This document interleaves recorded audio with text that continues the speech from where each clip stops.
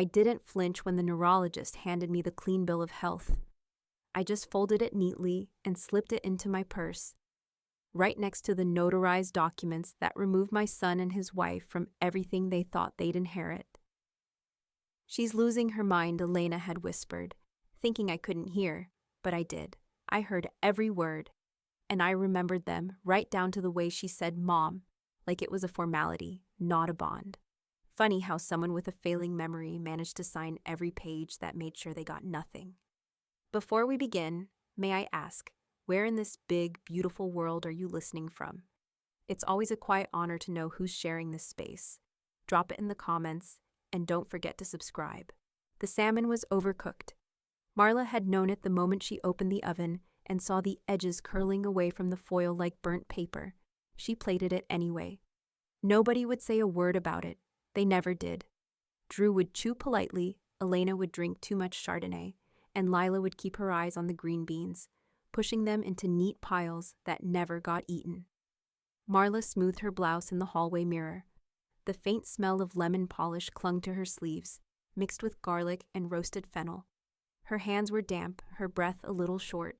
She chalked it up to the heat in the kitchen. Not her age, not the forgetfulness, not what she feared. Quietly, in the long pauses of her day when the TV was off and the house got too still, she stepped back into the kitchen to rinse the wine glasses before dessert.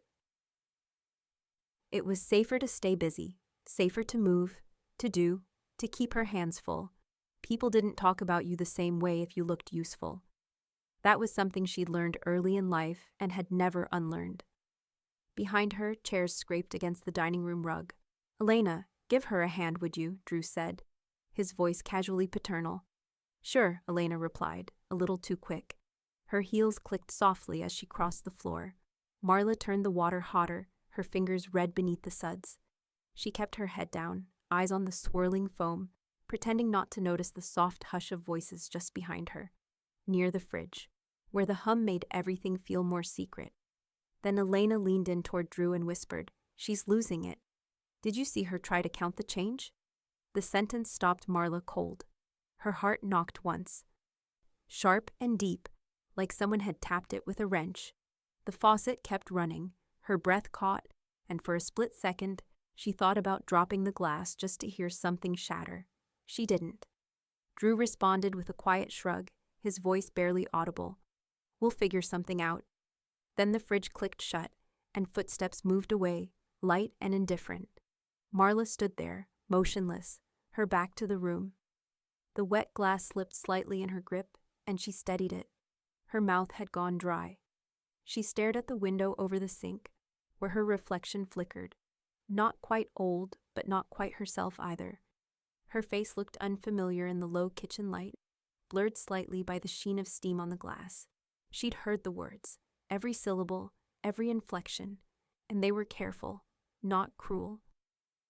That was the part that stuck, the soft, sanitized tone of people who were making decisions for you, the kind that didn't require your input or your consent. From the hallway, Lila had paused. The girl leaned against the doorframe with a paper napkin in her hand, crumpled and forgotten. She was watching her grandmother, watching too closely for someone her age. Kids knew things, they weren't blind. Marla didn't turn, but she could feel her granddaughter's eyes.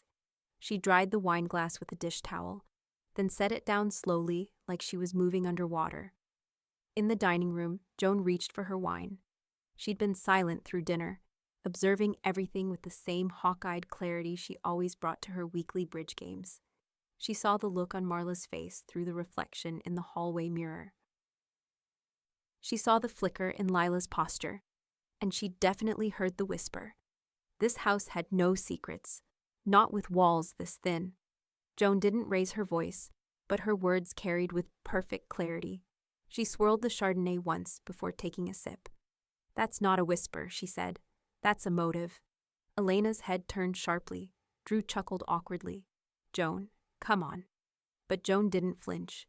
She just tapped the rim of her glass with her ring, a deliberate, delicate sound, and kept her eyes on Marla. Marla finally shut off the tap. The faucet gave one last wheeze as it dripped into silence. The kitchen, once filled with the comfort of movement and routine, felt suddenly too small, She reached for a dish towel and dried her hands slowly, as if measuring the weight of each second. The air felt different now, heavier. She stepped into the hallway and paused at the threshold. Lila was still there, her back against the wall, arms crossed in a way that mimicked adults more than other kids. Her eyes met Marla's. She didn't smile. She didn't say anything, but she nodded, just once. Marla returned the gesture, so slight it could have been mistaken for a twitch, and walked past her, back into the dining room, back into her life. The table had gone quiet. Even the clink of forks had stopped.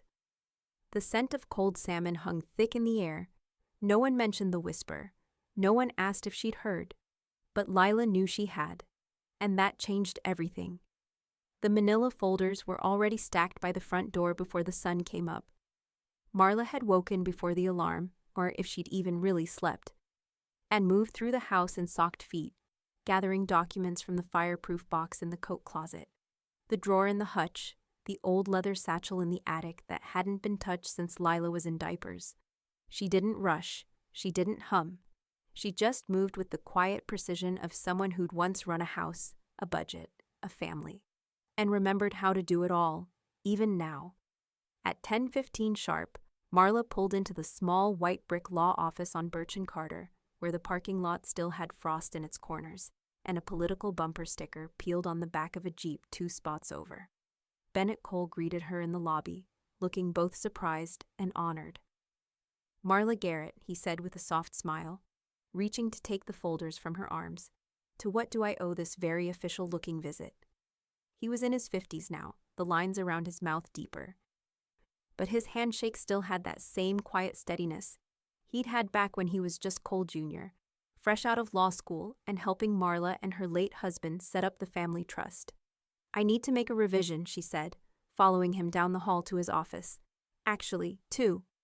Bennett tilted his head as he pulled out a chair for her. "Well then, let's take a look." The office smelled like pine cleaner and old carpet. A dusty fix hunched near the window, and there was a framed photo of Bennett and his daughters on the wall.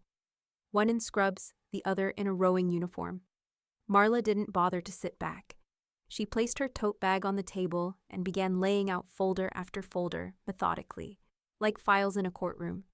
Receipts, tax filings, stock dividend records, statements going back 3 decades, color-coded, indexed. Bennett's eyebrows rose. "I've worked with Fortune 500s who don't have records this clean." Marla smiled, but it didn't reach her eyes. "I keep things orderly." He flipped through a few documents, nodding slowly. "Your records are cleaner than most 40-year-olds. "I don't intend to die disorganized," she replied, smoothing out a receipt from 1998 like it was a birth certificate. He laughed, but the sound faded when he looked at her. "This isn't just an audit, is it?" She looked at him levelly. "No. This is the part where I reclaim my life." Marla slid the current trust document across the desk. "I want to remove Drew and Elena as beneficiaries and co-trustees." Bennett blinked. "Are you sure? That's a significant change." "I'm not confused," she said. "Not grieving, not impulsive. And I'm not going to justify it with stories I don't need to tell." He studied her for a long moment, hands folded, eyes scanning her face for cracks. There were none. She was steel. "Understood," he said finally. She reached into the folder again and pulled out a crisp typed page. "I've also prepared the updated instructions. The house, investments, savings, all of it." He read quietly, then stopped. "You're naming Lila the sole heir?" Marla nodded once. "And co-trustee, effective immediately, with Joan as secondary." His gaze flicked back to her. "She's 13. She won't always be." "And Drew and Elena?" he asked. "Careful now." Marla folded her hands in her lap. "They won't know until it matters." Silence sat between them for a beat. Then Bennett straightened the papers and gave a small, impressed exhale through his nose. "I'll draw up the revisions," he said. "Do you want me to mail copies to the house?" "No." Her tone sharpened just slightly. "Keep them here. I'll pick them up myself." Outside, the wind had picked up, gold leaves brushing along the sidewalk like whispers. As she rose to leave, Bennett said, almost gently, "If you ever want to talk through the why, I'm happy to." "I did," Marla said. "You just weren't in the room?" She left without another word. Back in the car, she didn't start the engine right away. She sat for a minute, fingers still on the keys, watching the clouds shift behind the power lines. Her reflection in the rear view looked sharper, not younger, just clearer. She reached into her coat pocket and pulled out a peppermint, one of the old ones she kept in a jar by the front door, and unwrapped it with slow, sure fingers. Then she drove home, knowing that when the day came, the only people surprised would be the ones who thought they'd already won. The letter arrived folded inside a cheerful insurance envelope, the kind covered in smiling stock photo families. Marla opened it in the kitchen while her tea steeped, half expecting another duplicate EOB or dental reminder. But her eyes paused when she saw Drew's name listed as primary on the account. Then she read the subject line, Cognitive Wellness Screening Request, confirmed date. Thursday, 9 a.m., requested by Elena Reed Garrett referral source, Drew Garrett, family plan. Marla stood completely still. The teabag string slipped into the mug as steam curled around her fingers. The envelope fluttered to the floor. She didn't move to pick it up. Later that afternoon, Joan arrived with groceries Marla hadn't asked for. Lemon seltzers, sliced deli turkey, that spicy mustard she liked but rarely bought herself. Marla slid the letter across the kitchen table. Joan read it once, then again, slower the second time. Her lips pressed together. Jesus! They didn't tell me. Of course not, they weren't going to. That's not a checkup, Marla. That's a trap. Marla leaned back in her chair, arms crossed, but her voice was calm. They think they're getting ahead of something. Joan's eyes narrowed. They want to force a guardianship. I've seen this before. It's a power move, a cruel one. Marla didn't argue. She knew Joan had seen plenty. 3 siblings, 2 bitter estates, 1 husband who thought early dementia meant early access. They're expecting me to show up to the test, get flustered. Miss a few numbers, forget a date, Marla said. And then it's, we're just doing what's best for you, Mom. Joan snorted. Except they've never done a damn thing for you that didn't come with strings attached. Marla opened a drawer in the sideboard and pulled out a business card with gold lettering, handed it over like it was a poker chip. Dr. Amina Ross, Ph.D. Clinical Neuropsychology, Court-Appointed Evaluator. I already called her, Marla said. I've got an appointment. Quiet, professional, no record in Drew's system. Joan raised an eyebrow. You didn't waste any time. I'm done giving away time, Marla said. It's mine again. Thursday came. Marla wore her navy pantsuit, the one she'd worn to Lila's kindergarten graduation, pressed and sharp, not because she needed to prove anything to Dr. Ross, but because she wanted to remember what it felt like to walk into a room looking the part of someone no one could write off. The office was tucked inside a brownstone downtown, not far from where Marla used to get her hair done before the stylist retired. A diffuser in the waiting room smelled faintly of eucalyptus and lavender. The receptionist offered her lemon water, which she declined. Dr. Ross greeted her with a warm handshake, no clipboard in sight. I understand this was a voluntary request, she asked as they sat down. Marla nodded. It was, and it's not to prove I'm perfect. It's to document that I'm not incompetent, despite what others might be angling for. Dr. Ross gave a small smile. That's the sharpest reason I've heard all week. The test lasted nearly 3 hours. Word recall, math, spatial awareness, timed logic puzzles, historical dates, emotional comprehension, executive functioning. When Marla stumbled once, trying to recall an abstract image pattern, she closed her eyes, breathed, and walked it back through memory like she was flipping through a mental scrapbook. She nailed it on the second try. By the end, Dr. Ross looked almost impressed. You're methodical, she said, tapping her pen. Most people your age get flustered somewhere in the second round. You just keep resetting. That's rare. Marla smiled, dry but genuine. I've had practice. 2 days later, a sealed report arrived via courier. Marla read it alone in the kitchen. Patient exhibits no signs of cognitive impairment. Performance across all domains. Above average to superior. Notable, highly structured thinking, sustained attention, and strong long-term recall. Conclusion. No basis for further intervention.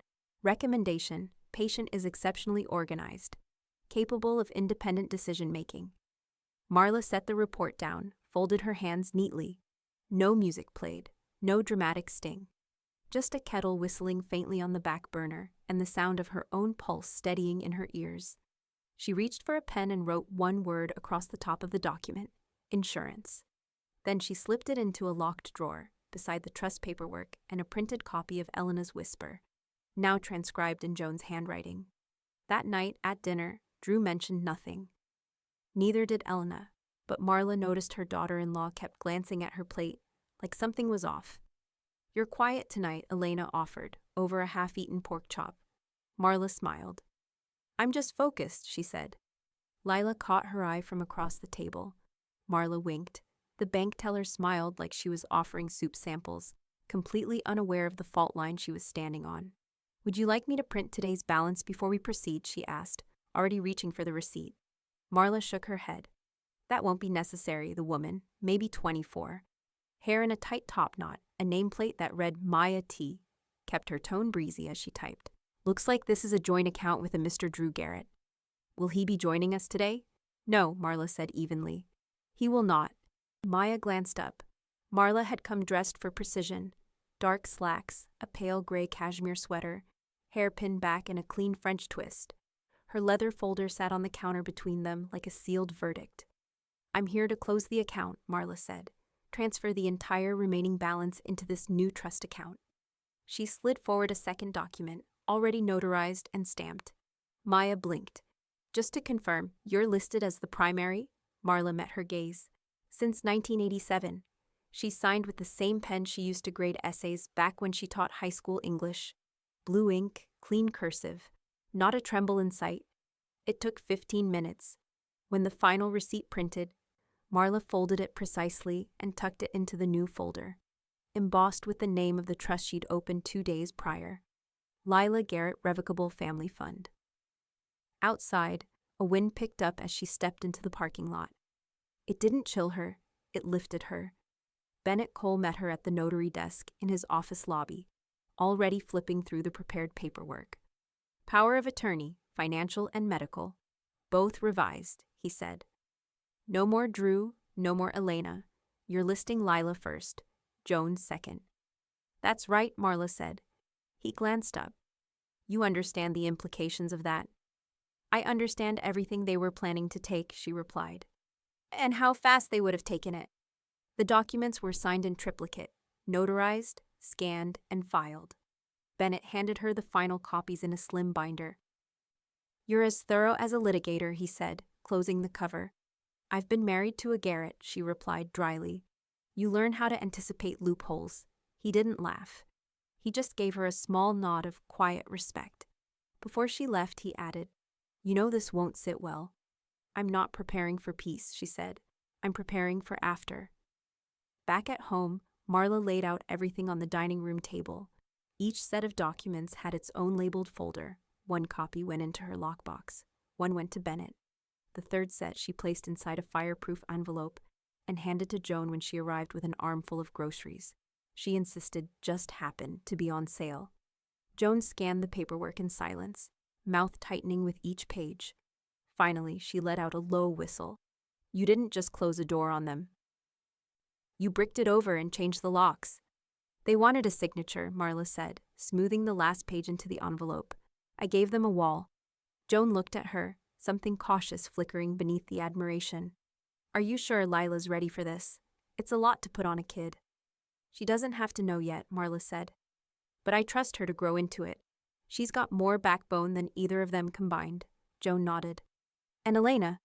She won't know until she reaches for something and feels the bottom drop out." They sat in silence for a while, the weight of it settling between them like a third guest at the table. Joan finally grinned, crooked and sharp. "You're dangerous when you're underestimated." "I've always been underestimated," Marla said, standing. She went to the hutch, pulled out 2 teacups, and set water to boil. Calm as ever. But as she moved past the window, something across the street caught her eye. Elena's car, parked 2 houses down. She wasn't inside, but the engine was still warm. Marla stood there for a second, just long enough to see the taillights blink as the car reversed slowly out of view. Quiet, like a thief testing a door. She didn't say anything. She just poured the tea and let Joan talk about politics and arthritis and a new show on PBS that wasn't as good as the last one. The house felt safe again, but upstairs, in the back of her closet, Marla slid a new copy of the documents into an envelope, labeled in red Sharpie. In case they try anything, the envelope arrived by certified mail this time. Thick paper, embossed seal, return address neatly printed. Office of Dr. Amina Ross, Ph.D. Marla signed for it with her usual calm, though the postal carrier's pen stuttered in her hand from the wind. The autumn air smelled faintly of rain and burnt leaves. She carried the envelope to the kitchen table, set it on the placemat beside her morning coffee, and waited exactly 3 minutes before opening it. Deliberate, controlled. Inside was a single page, the language crisp and clinical. Cognitive evaluation, follow-up, quarterly review. Findings, no change since prior assessment. Patient demonstrates consistent cognitive clarity, high organization, and strong executive function. Summary, patient stable, fully competent. Signed, Amina Ross, Ph.D. Marla smiled, just once, small and private, then slid the letter into a clear sleeve in her growing binder of proof. It was becoming a beautiful thing, neat, alphabetized, unarguable. At 11:00 a.m., Bennett Cole called. His voice carried the kind of dry satisfaction lawyers save for ironclad victories. "It's done," he said. "The cease and desist went out this morning, certified to both of them. Elena and Drew?" Elena's name appears first, since she's the one sending messages. I quoted Dr. Ross's report, cited the statutes on defamation, and included potential civil penalties for ongoing interference in a medical context. It's airtight. Marla leaned back in her chair, the old wood creaking. "And she'll read every word of it. Twice." "She will," Bennett said. "And then she'll realize the next step isn't a hearing, it's a public apology or a lawsuit." Marla let out a soft exhale that sounded almost like a laugh. She wanted documentation. I'm giving her documentation. By mid-afternoon, the printer hummed steadily in the study. Pages slid into neat stacks across the desk. Texts, emails, social media comments Elena thought were private. Each one carefully dated, printed, and annotated. "Mom's getting forgetful again. She left the stove on last week. We may need to intervene soon." Lies, every one of them. She highlighted each line in yellow and added sticky tabs in shades of red and orange. It was a palette of quiet fury. Lila appeared in the doorway, hair pulled up, earbuds hanging around her neck. She watched the printer spit out another page and stepped closer. "Are those from Elena?" "Every word," Marla said. "What are you going to do with them?" Marla didn't look up. "File them." Lila walked around the table, eyes wide. "Grandma, you've got more pages than my entire school archive." Marla smiled faintly. "Organization isn't about quantity. It's about evidence." She slid the pages into plastic sleeves, arranging them alphabetically by subject line. The binder's label was written in clean block print across white cardstock. False narratives, indexed. Joan arrived just as Marla was finishing the last section. She took one look at the binder and let out a low whistle. "I've seen subpoenas less organized than this." Marla closed the cover gently. "I'm not aiming for chaos. I'm aiming for clarity." Joan leaned an elbow on the counter. "You realize when this blows up, they'll think you've gone full tactical." "I haven't," Marla said. "Tactical would mean noise. I'm not making noise. I'm building silence that bites." Lila laughed softly, but there was pride underneath it. "They're going to regret this," she said. Marla's eyes lifted from the binder, calm and steady. "They already do. They just haven't realized how completely yet." At dusk, Marla went upstairs, carrying the binder like a sacred text. The house was dim, the last light fading through the lace curtains. She placed it inside the lockbox in her closet, right beside the envelope marked, "In case they try anything." Then she sat on the edge of her bed, folded her hands, and listened to the faint hum of the refrigerator, to the creak of the floorboards, to her own heart pacing slow and deliberate. She wasn't angry anymore. She was something colder, something harder. Down the street, headlights paused in front of her driveway for a beat too long before disappearing. Marla didn't get up to look. She didn't need to. Because if they thought she'd built her defense, they were wrong. She'd built her offense. Drew arrived unannounced on a Sunday morning, the kind of gray morning that never commits to rain. The sound of his car tires crunching the driveway gravel carried through the living room long before the knock at the door. Marla didn't hurry. She finished folding the dish towel, aligned it perfectly on the counter, then went to answer. "Mom." He said it softly, like the word itself might break something between them if handled wrong. He stood there in his weekend clothes, zip-up jacket, running shoes, eyes that flicked everywhere but hers. "Drew," he offered a tight smile. "Can we talk? Just a few minutes?" Marla stepped aside. "If you think it'll help." He came in, shoulders slightly hunched, gaze sweeping over the house like a man checking the condition of an inheritance. The same pictures still hung on the walls, Lila as a toddler in pigtails, family trips, a wedding photo from another century. He stopped under the one where his father stood next to Marla in front of the old Buick. "I didn't know Elena sent that request," he started. "The evaluation, I mean. She gets stressed. She didn't mean it to sound like an accusation." Marla watched him from the armchair, hands folded, a stillness that made him shift his weight. "She meant every word," Marla said evenly. "And so did I." He frowned. "What's that supposed to mean?" Without speaking, she reached to the side table and lifted a sealed envelope. Cream cardstock, thick enough to feel like consequence. She extended it toward him. Drew hesitated. "What is this?" "My estate," Marla said. "The official copy." He opened it right there, standing over the coffee table like a man opening a trap. Paper rustled. His eyes scanned the first line, then the second. Then they stopped moving. He read it again, slower this time, as if the letters might rearrange themselves if he stared long enough. "Elena and I..." He looked up. "We're removed," Marla finished for him, "as beneficiaries and co-trustees." He swallowed hard. Mom, come on, this isn't you. It's exactly me," she said. Her tone was low, calm, but the words hit like frostbite. "You stood by while she turned my life into a rumor. You let her question my mind in writing. That wasn't concern. That was control." Drew's mouth opened, but nothing came out. Marla leaned forward slightly. "I may be quiet," she said, "but I'm not unclear." Silence expanded between them until the ticking of the mantel clock filled it. "Mom, you're making this permanent," he said finally, voice cracking just enough to show panic. "It already is," she replied. He looked down at the papers again, desperate to find a clause that didn't exist. "Lila's listed?" "Yes. She's 13. Marla's eyes softened just slightly. "She's the only one who's honest with me, and she'll grow into it. She has a better moral compass than both of you combined." Drew let out a shaky breath, rubbing the back of his neck like a man trying to wake himself from a bad dream. "You don't have to do this." "I already did." He stared at her for a long moment, the disbelief turning slowly into something heavier, recognition. Then he nodded once, tight and pained. "I'll talk to Elena," he said finally. "Maybe we can..." Marla cut him off, quiet but sharp. "You already did. Everything you needed to say was said behind my back." He blinked, jaw tightening, then turned toward the door. His voice dropped low. "You're not the only one who can play this kind of game." Marla's tone didn't change. "Then you'd better start studying the rules." He hesitated, waiting for her to soften. She didn't.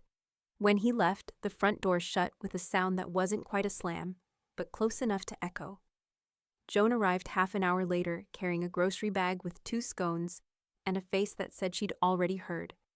"He showed up, didn't he?" Marla nodded once. Joan placed the bag on the counter and leaned back against it, arms crossed. "So, how'd it go?" Marla handed her the same empty envelope Drew had left behind. Joan peeked inside, then gave a low whistle. "That was colder than court," she said. Then she grinned. "I'm proud." Marla exhaled, slow and steady, and went to refill the kettle.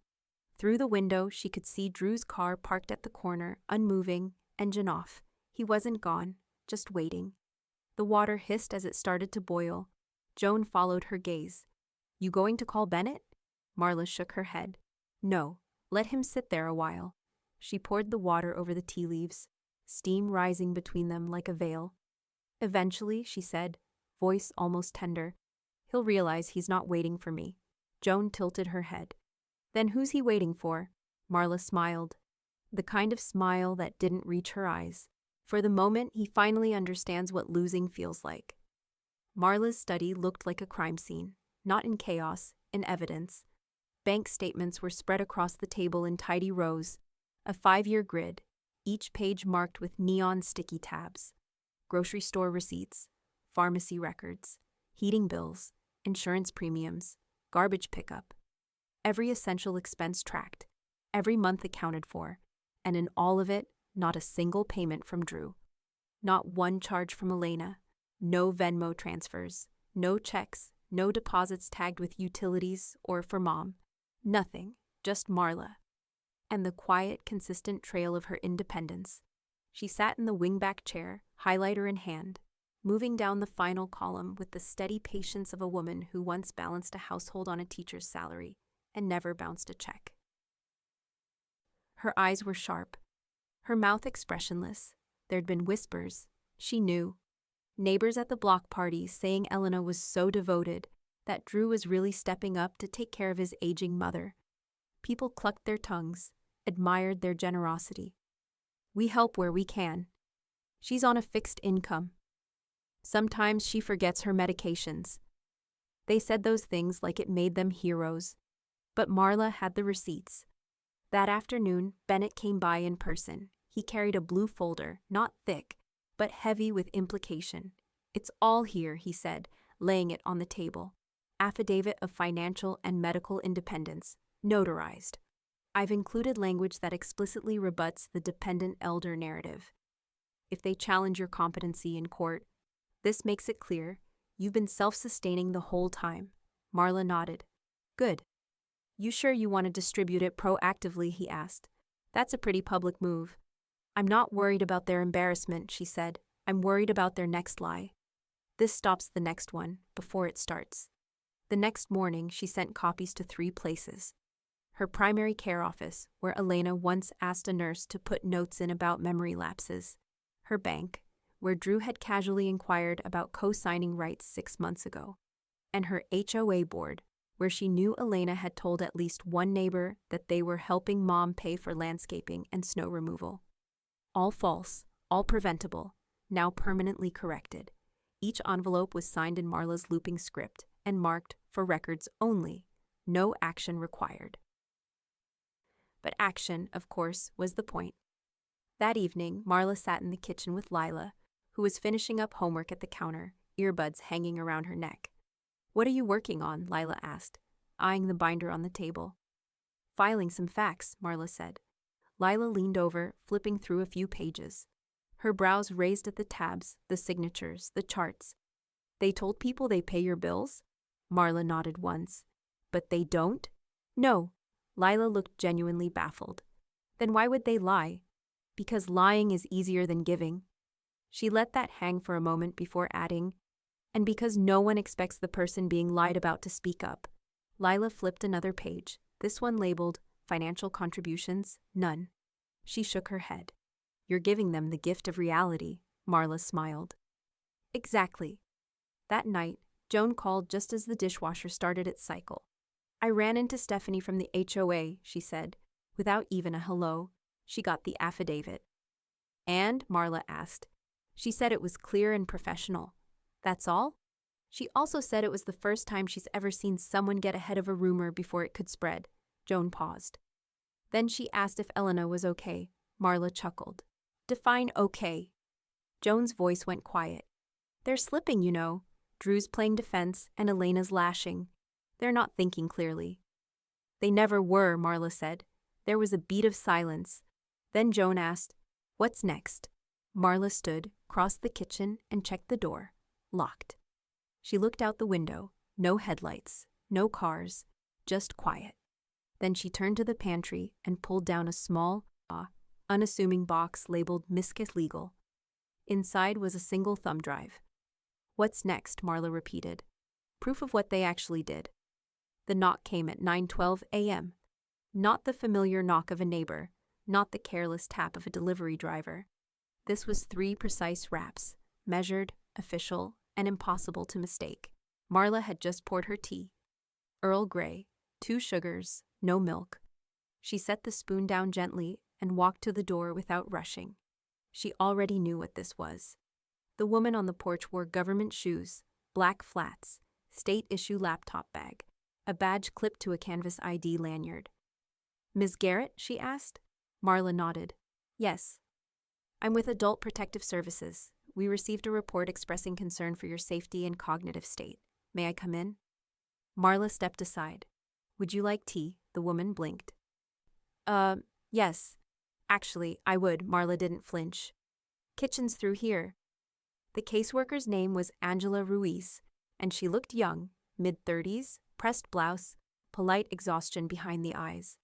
Marla placed a china cup in front of her and poured slowly, the steam rising in elegant curls. "There's honey on the tray," Marla said, then turned and retrieved a binder from the sideboard. She placed it between them like a legal exhibit. The cover read, "Proof of competency, indexed and notarized, 30 tabs." Angela blinked. "You knew we were coming?" "No," Marla said, "but I knew someone would." The binder was color-coded, laminated, signed, and certified.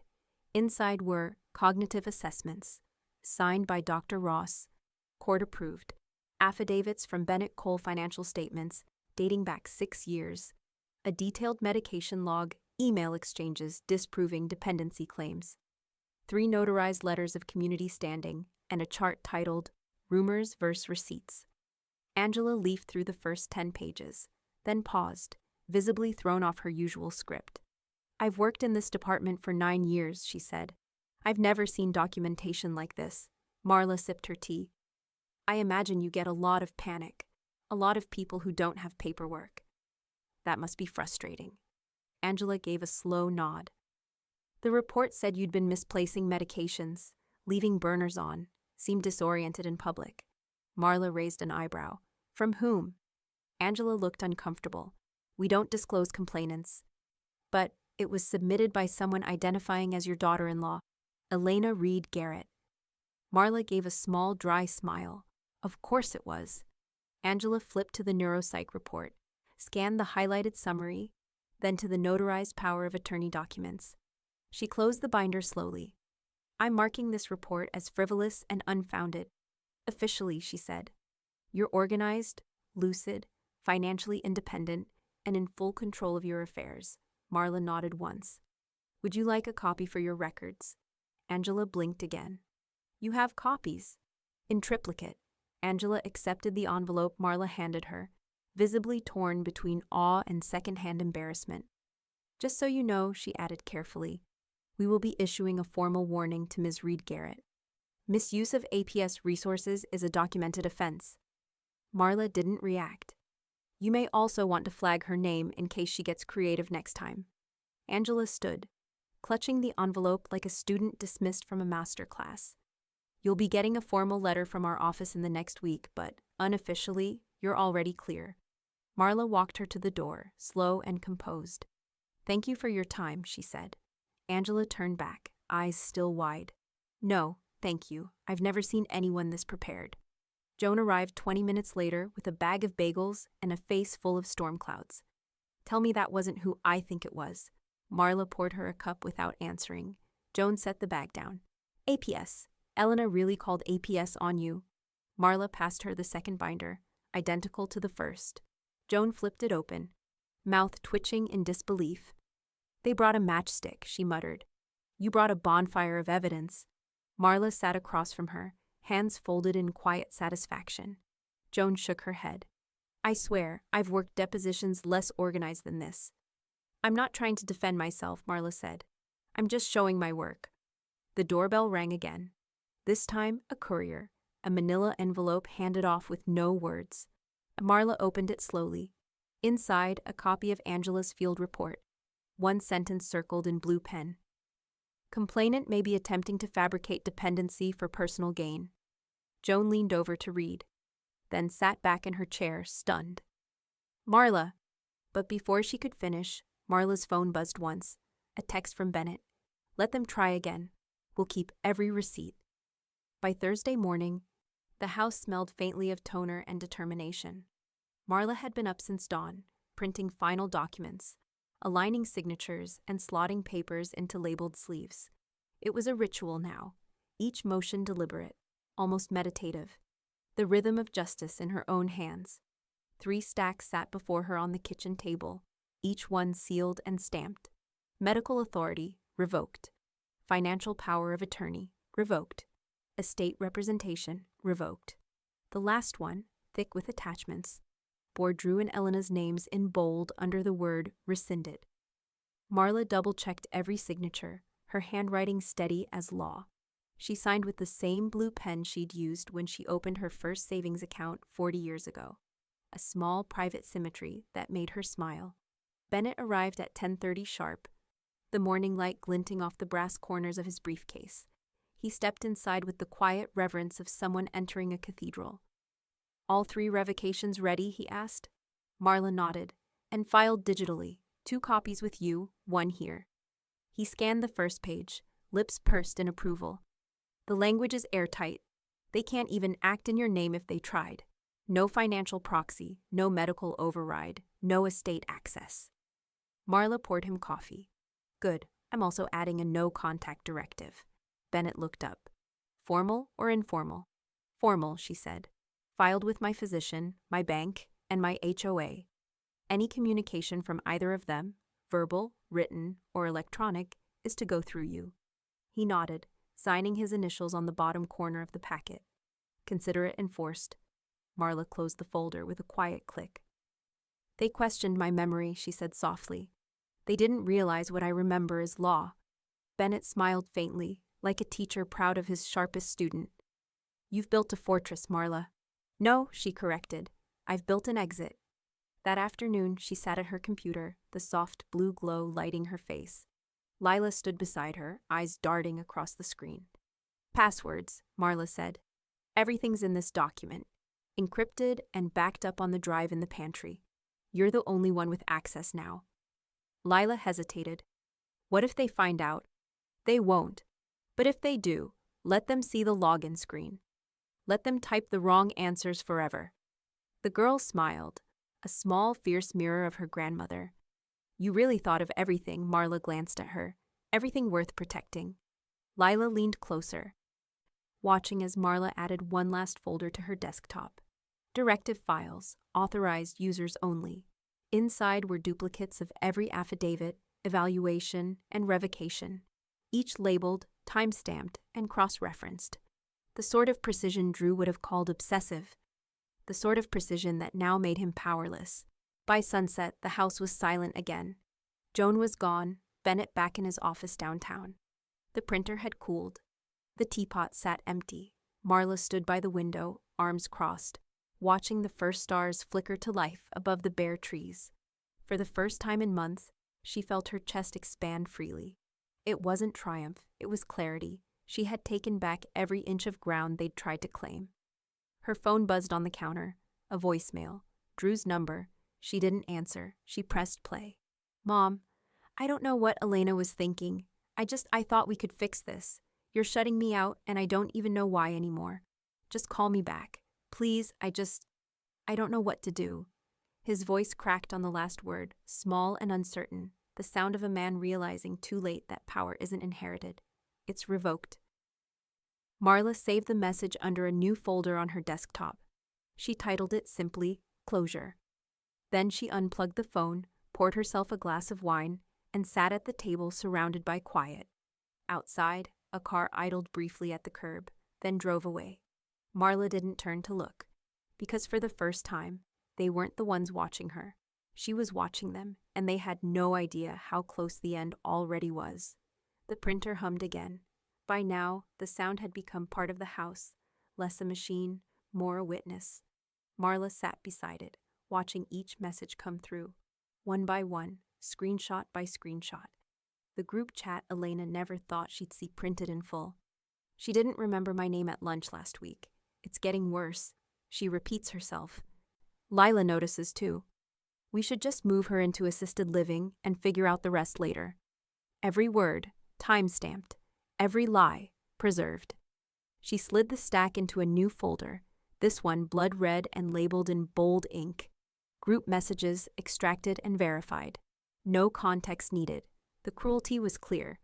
Bennett sat in her living room the next morning, binder open on his lap, his reading glasses fogged slightly from the sudden warmth of her fireplace. "These will be attached as Exhibits D through H," he said. "You're sure you want to include the full transcript?" "I want the pattern documented," Marla said. "Not just the offense." He nodded, flipping through. "You know what the court calls this?" She raised an eyebrow. "Premeditation?" "Exactly." He sealed the folder and added it to the trust archive, the master binder housed in his office vault, with mirrored copies in Marla's home and cloud encrypted. No one could erase it now, not with fire, not with pleading. In the afternoon, Marla updated her will.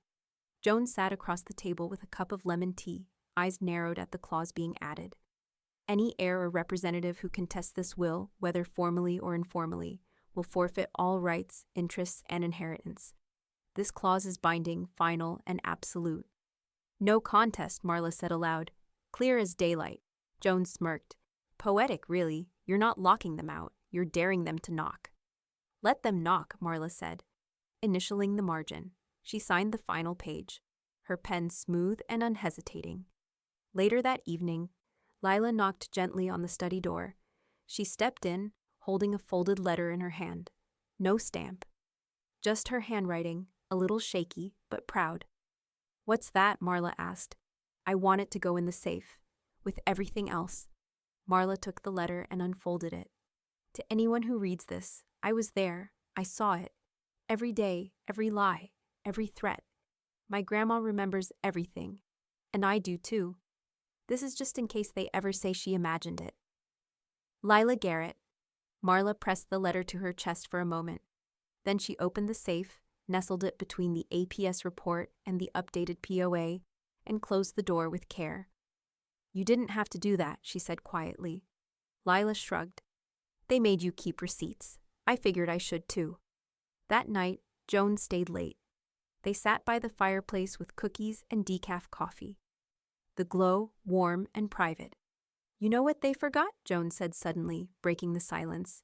"You never forget. Not names, not slights, not the rules." Marla gave a half smile. "It's funny. They treated my memory like a liability, but it's the reason I've outlasted them." Joan raised her mug. "To sharp women and short tempers," Marla clinked hers gently, "and long memories." When Joan left and the house was quiet again, Marla did something she hadn't done in decades. She opened a new notebook, black cover, blank pages. She turned to the first page and wrote in careful cursive, "This is not a revenge story. This is a record." Then she began to write. Entry 1. The first lie was small. That's how they always start. The pen didn't pause. Her hand moved like it had been waiting years to speak. And outside, parked half a block down, a car sat running with the headlights off, watching. Marla didn't bother looking. She just kept writing, line by line, entry by entry. Because the most dangerous thing in the world isn't anger. It's a woman with proof and time. The envelope came with a familiar handwriting, careful, masculine, and hesitant. Marla held it at arm's length for a moment, studying the neat blue ink before she slid it open with the same letter opener she'd owned since 1973. Inside was a birthday card, generic, glossy, a watercolor of a bouquet she'd never liked. The message read, "Let's put this behind us. Love, Drew." No mention of Elena, no apology, just the passive hope that years of deceit could be swept up like crumbs. Marla read it once, then again. The handwriting trembled at the edges, but the arrogance still lingered between the lines. She slipped the card into a thin folder, labeled in her precise print, "Tone Policing Attempts, indexed by date." Then she closed the drawer. The next morning, she received an email from Drew's sister, Carrie. The subject line read simply, "Checking in." Marla stared at it for a moment, then opened it. "I heard about everything from Lila. I don't know what to say except, I'm sorry they've made such a mess. You didn't deserve that." The email was short, honest. The first thing in months that didn't smell of strategy. Marla typed back, "Thank you for the note. Please don't worry, I'm well. I prefer to keep things quiet and clean. She signed it, warmly, Marla Garrett, then pressed send. Clean, controlled. No details, no invitations. Just closure, delivered with grace, sharp enough to cut glass. A week later, Marla sat at her desk with her monthly bills open and a new automatic transfer queued up. $200, recurring donation. Recipient, Elder Voice Alliance. She read the mission statement again, protecting seniors from coercion, isolation, and financial manipulation. Her lips curved faintly. It wasn't vengeance, it was investment. Bennett called that afternoon, his voice warm and wry. Got your message about the donation. You know, every case like yours moves the law forward. Slowly, but it does. Marla smiled into the receiver. Good. I've already done the personal work. The system can handle the rest. He laughed quietly. You're building a precedent without filing a case. Sometimes the law just needs better paperwork. She could hear him grin, spoken like a woman who's won. That night, Lila came by after school, backpack slung low, hoodie half-zipped. She sat at the table and spread out a stack of printed forms. What's all that? Marla asked, setting down her tea. Applications, Lila said. There's this summer internship with an elder rights legal program in D.C. It's mostly research and intake, but her voice trailed off. But, Marla prompted, I want to help people who don't have a Bennett, or a binder, or you. Marla's throat tightened, but her smile stayed steady. You'd be good at that, Lila grinned. You think? I know, Lila exhaled, relieved. I just don't want you to think I'm doing it out of pity. Marla leaned forward. Don't flatter yourself. You're doing it out of purpose. They both laughed then, quiet and genuine. Later, after Lila left, Marla sat at her desk again, watching the clock hands glide past 10. The house was still. Her journal lay open, today's entry already half written. Entry 46. The world never gave me an apology, so I made one for myself, signed, dated, and witnessed by the truth. She paused, pen hovering. Then she added, and if they ever ask what forgiveness looks like, tell them it looks like paperwork filed correctly. She closed the notebook, placed it back in the drawer beside the birthday card, and blew out the candle by her window. Through the dark, she could see her own reflection in the glass, tired, maybe, but certain, because some apologies don't need to be heard, they just need to be archived. The podium felt colder than she expected. Polished maple, clean edges, the university seal engraved into the wood like a stamp of legitimacy. Marla adjusted the microphone slowly, deliberately, and looked out over the auditorium. Rows of law students, community advocates, elder care professionals, judges, interns with highlighters clipped to their blazers. Every seat was full. She cleared her throat. Before we begin, she said, I want to make something very clear. A pause. No rustling. Not even a cough. I'm not here because I had a tragic story. I'm here because I had good habits. A few nervous chuckles. People think elder abuse looks like bruises and broken bones. They forget it can look like a signature on the wrong line. Or a smile from someone who calls twice a year but knows your bank password. Now they were listening. My talk today is called Write It Down, Sign It Twice, and Date Everything. Not because it sounds poetic, because it's the only reason I still have my house, my sanity, and my name. She looked toward the back, where Lila sat next to Joan, both of them nodding with quiet fire.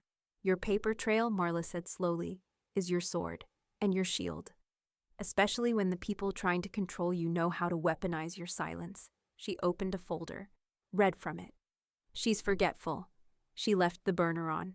We just want what's best. Then she held it up. Those are real messages. And this, she flipped to a second page, printed in bold, is the affidavit that shut them down. A ripple moved through the audience like a held breath being exhaled. Marla closed the folder. Documentation doesn't make you paranoid, she said. It makes you permanent. The applause started slowly, then surged. By the time she stepped away from the microphone, the room was on its feet. An hour later, in the reception hall, Marla stood near the refreshment table, sipping water and fielding handshakes. Every introduction came with a story, someone's aunt, someone's grandmother, a neighbor who didn't know how to fight back. She gave them what she could. Names of nonprofit clinics, sample language for POAs, phone numbers that didn't lead to waiting loops. You turned insult into infrastructure, Jones said, beside her, eyeing the tray of lemon bars. You know that, Marla smirked. It was the only way to make it useful. Across the room, Lila approached, cheeks flushed from pride or caffeine or both. I heard one of the professors say your speech is already getting shared across elder law networks, she said. People are quoting you on Twitter. Marla raised an eyebrow. What's a Twitter? Lila grinned. Doesn't matter. You rewrote the meaning of being sharp. Marla laughed, genuinely. That sounds like a mug you'd find in a sarcastic gift shop. I'd buy 3, Lila said. At the end of the event, someone tapped her shoulder gently. A woman in a navy pantsuit handed her a velvet box and a certificate in a black leather frame. For advocacy, she said simply. For setting a new standard. Marla opened the box slowly. Inside, a plaque. Clarity, preparedness, legacy, presented to Marla Garrett. For transforming personal resistance into legal resilience. She didn't cry, but she felt something in her spine shift. Some weight that used to press inward, now pressing outward, keeping her upright. She turned to Joan. Well, that's a first. Joan smirked. Next you'll be on a speaking tour. Marla tilted her head. One stage was enough. My work's already speaking louder than I ever could. That night, back home, the plaque sat on the sideboard next to the tea canister. She didn't display it like a trophy. She shelved it like a tool. In the study, her journal waited open. Entry 57. There is no such thing as too much clarity. There is only what you didn't write down and what they hoped you wouldn't. She added the final line, then closed the book with quiet finality. Outside, a storm rolled in. Distant thunder, dry wind curling around the eaves. Marla stood at the window, watching the trees bend but not break. She had outlasted them, but she wasn't done. The message came in at 2:08 a.m. A short vibration on Marla's muted phone, followed by a second, then a third. Please, can we talk? I didn't know she'd go this far. You can't really want it to end like this. Mom? Marla didn't open them. She didn't need to. The sender ID still read Drew Garrett. The preview text alone was enough. Enough to know they hadn't stopped. Enough to know they still believed this could be managed. At 7:31 a.m., she forwarded the message to Bennett with no subject line. By 9:12 a.m., he replied with his usual precision. Formal cease communication request issued to both parties, permanently. You are not to respond. They are not to reach you. I'll handle the rest. BC. She brewed her tea. Then, for the first time in weeks, she blocked Drew's number. Elena's too. Email, socials, messaging apps. Even her address book got updated. Names erased like they'd never belonged there in the first place. By noon, silence had shape and rules. Lila came over that afternoon. Her hair was damp from the rain. A stack of textbooks under one arm. She dropped her bag by the door and sat cross-legged on the rug, scrolling through her phone. Did you see what I posted? She asked, chin resting on her knee. Marla raised an eyebrow. Do I look like someone who sees things you post? Lila smirked and turned the screen toward her. A black and white photo. Marla at the podium from last week's talk, mid-sentence, one hand resting lightly on the folder of exhibits, posture straight, gaze forward. There was something undeniable in her stance, not defiant, not humble, settled. The caption read, Some inherit power, others sign it themselves. Legacy, Partistihar, sharp women. Breaker, don't mistake him. Marla blinked once, then laughed under her breath. That'll rattle the hive. It already has, Lila said. Elena's friend, Paige, commented something passive-aggressive and then deleted it. A bunch of people reposted it anyway. Marla sipped her tea, unbothered. Good. The likes ticked upward by the second. Law students, nonprofit pages, a retired judge, an advocacy group from Vermont. Joan arrived later that evening with soup and news. They lost the condo association board seat, she said. Someone brought up the APS visit. Someone else brought up that HOA lie. Suddenly, they're taking time to focus on family. Marla didn't even blink. They're spinning it, Joan added. Playing the misunderstood caretakers now. Marla stirred her soup. Let them try. The people who matter have read the paperwork. Joan sat across from her, unwrapping a linen napkin. People see through the masks eventually. Marla looked up. Especially when the masks start asking for sympathy. Joan grinned. Ouch! Marla didn't smile, but her silence said it all. That night she returned to her journal. Entry 64. The truth doesn't need to trend. It just needs to endure longer than the lie. They taught me to keep records. Now I teach others why. Their image is cracking. Mine is printed and notarized. She paused, then added, I am not a threat. I am a mirror, and they're just now seeing their reflection. Outside, the wind picked up. A gust shook the branches against the house. In the dark, a figure paused near the curb again. Same black sedan. Lights off. Just waiting. Marla didn't move, didn't check. She only reached for the folder labeled Watch List, Passive Surveillance, and quietly opened to a fresh page. The cabin sat 3 miles past the last stretch of paved road. Tucked behind a wall of old pines that looked like they'd been guarding the ridge for centuries. No streetlights, no traffic. Just the sound of the wind and occasionally a hawk slicing the air. Marla stood on the porch, hands in her jacket pockets, staring at the mountains that folded like blue-gray paper into the distance. The smell of wet cedar, the faint hum of insects already waking for spring. It was small, deliberate. 2 bedrooms, 1 wide living room with a stone fireplace. Hardwood floors that creaked honestly. The kind of quiet money couldn't buy. Only protect. Lila's car was parked crooked in the gravel. Boxes piled in the back seat.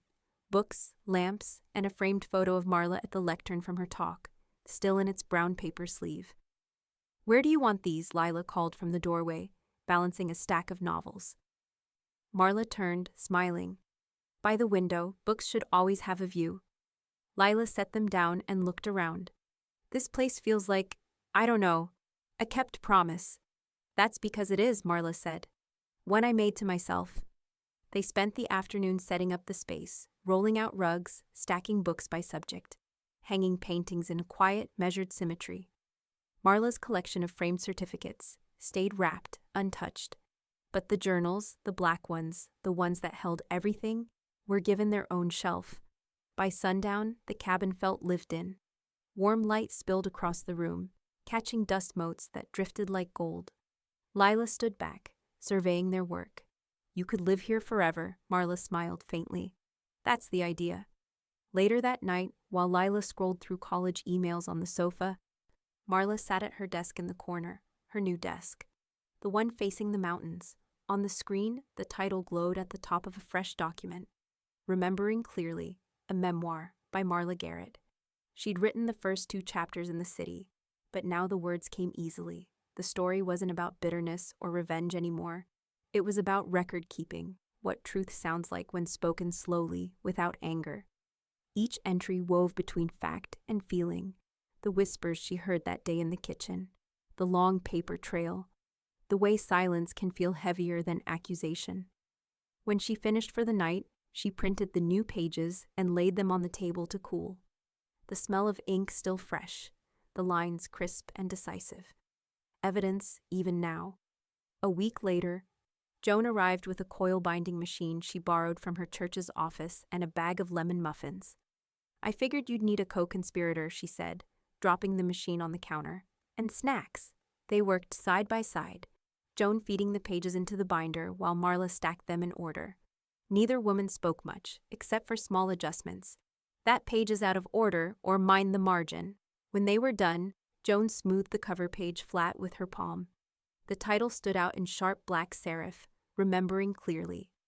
Marla took the bound copy and ran her fingers over the spine. Joan watched her. Well, how's it feel? Marla nodded once, slow and steady. Final, then she smiled, small and sure. Let them forget, she said.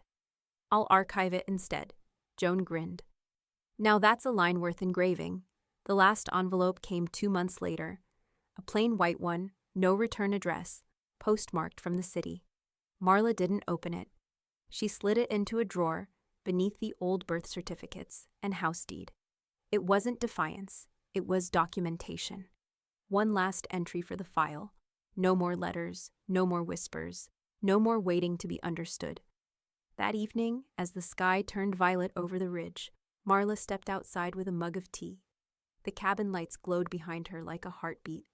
She breathed in the cold air, the scent of rain coming over the valley. From somewhere far down the road, thunder rolled once, deep and slow, not a threat, a reminder. She looked out over the darkening tree line and said it out loud to no one and to everyone. I built this. The wind carried it away. But it didn't matter. The house stood firm. The record was complete. The story, hers now and always, would hold. The first light came over the ridge like a quiet verdict, soft gold seeping through the pine trunks, touching the edge of Marla's garden. She walked barefoot through the damp grass, the coolness grounding her.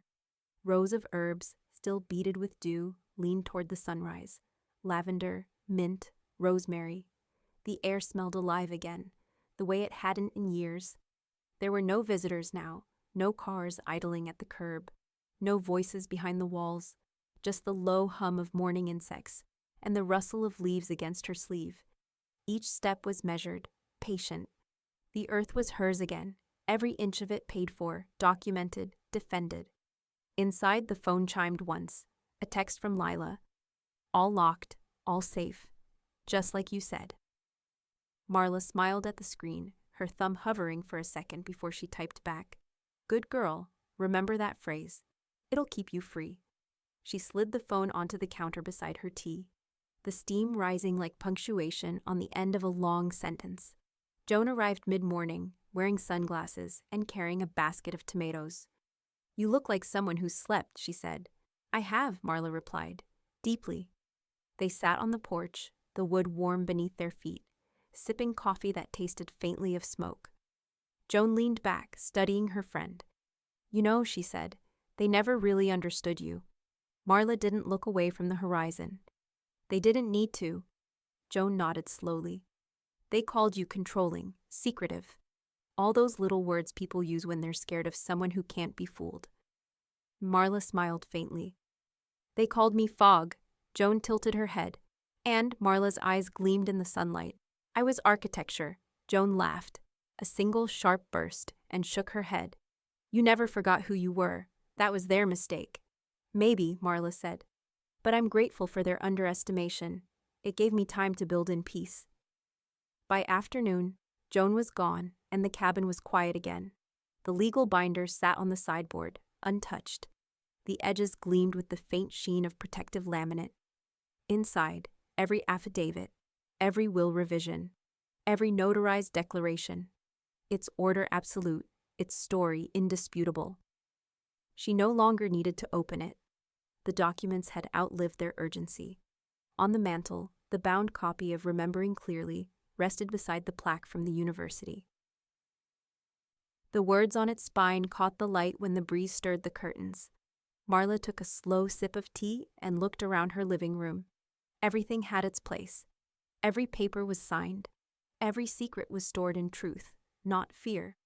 The world outside could twist and retell, but the record, the real one, was sealed. As dusk approached, the mountains turned blue again, folding into shadow. Marla lit a single candle on the table, not out of ritual, out of acknowledgement. The day had been honest. That was enough.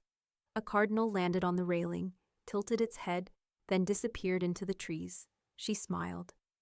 Proof of life, she murmured. That night, before bed, she opened her journal for the last time. Entry 77. There is peace and precision. I didn't fight for revenge. I fought for the record. The whispers have gone quiet. The paper speaks louder. She paused, the ink drying beneath her hand. Then she added one final line, steady, deliberate, written with the same blue pen that had carried her through it all. My son's wife said, "She's losing her mind." Yet somehow I remembered every word when I erased their names from my estate. She closed the book and set it atop the binder. Together they made a single shape, past and proof, bound and complete. Outside, the wind sighed through the pines like applause fading to silence. And Marla, finally, slept without locking the door.